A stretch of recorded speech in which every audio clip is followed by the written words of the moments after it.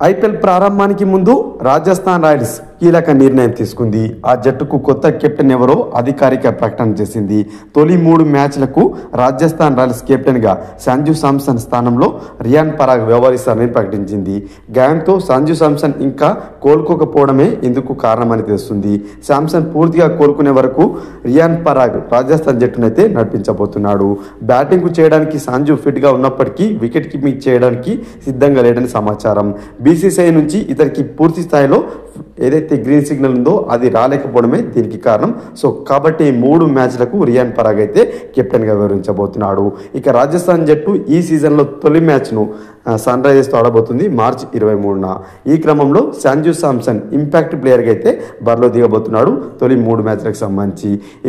సంజు శాంసన్ కెప్టెన్గా దూరం కావడంతో రాజస్థాన్కు గట్టి ఎదురుదెబ్బ తగలనుంది. కెప్టెన్, వికెట్ కీపర్, బ్యాటర్ ఇలా 3 విభాగాల్లో సంజు శాంసన్ చాలా సమర్థుడు.